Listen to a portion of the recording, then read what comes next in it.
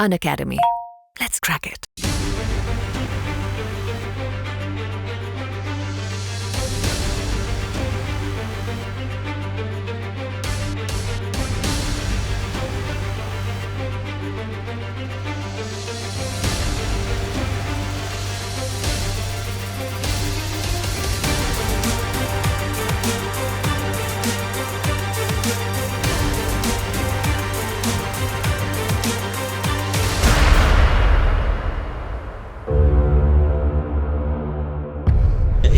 मैं जब central information commission में था एज कमिश्नर 3 साल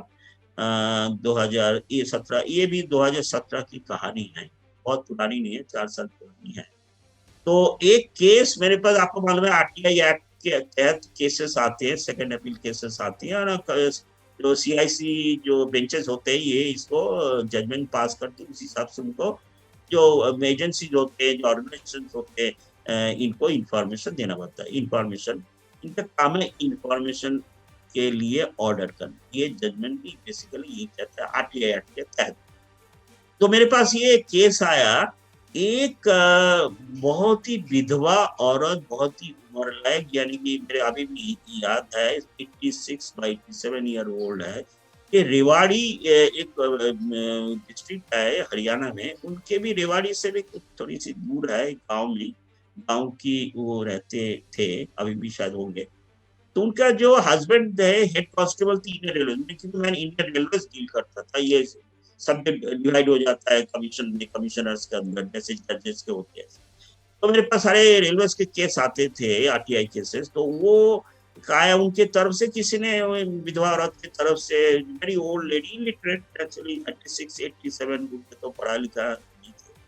तो उनके तरफ से आया कि मेरा पेंशन जो है, फैमिली पेंशन कहते हैं, पति के गुजरात के बाद पत्नी को फैमिली पेंशन मिलती है, सारे सरकारी दफ्तर से, रेलवे भी सरकार की पार्ट है।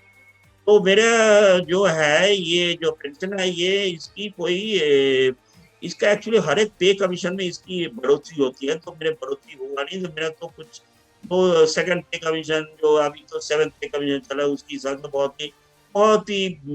बहुत कम पैसा मुझे पेंशन देकर मिलता है। तो इसके अंदर कुछ कैसे नहीं हुआ वगैरह, इसके बारे में इंफॉर्मेशन मांगी। तो मैं उसको एक मेरे लगा जे ये जो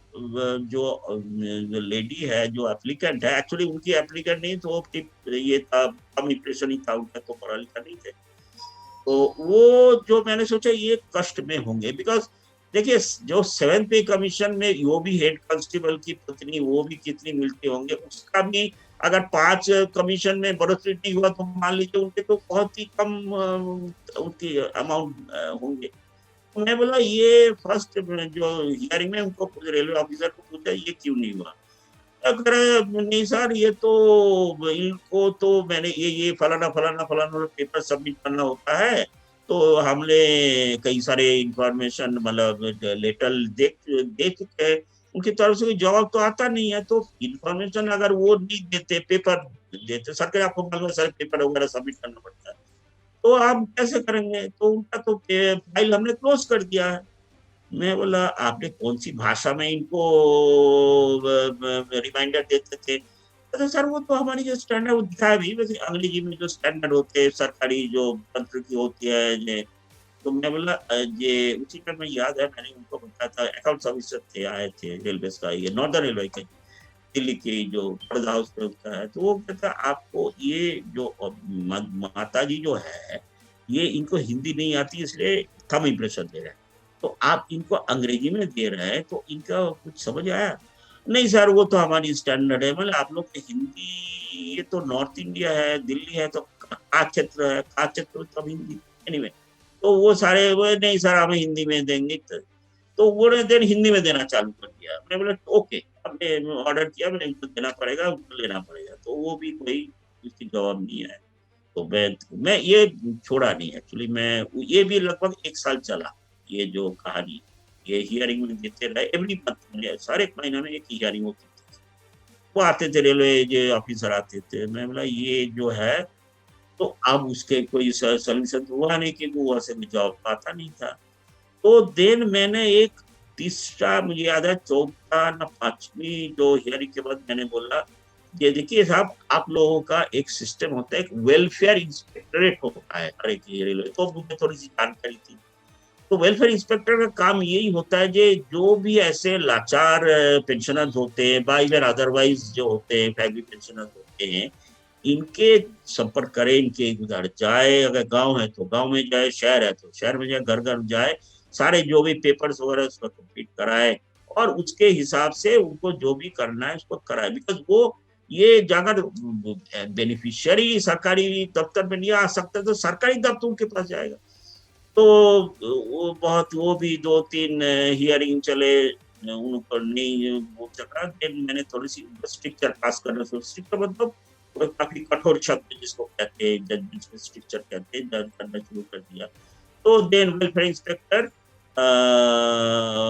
पहुंचे, वेलफेयर इंस्पेक्टर पहुंच के देन कह रहे साहब जी वो देन भी अभी बहुत इसमें अभी बिलीव भी नहीं कर सकता, ऐसे भी कहता है ये साहब, वो सारे जो ओल्ड पेपर्स है, ये कोई संदूक में मंगा है, उसकी उसके कोई ये नहीं है, वो संदूक का कोई ताला चाबी।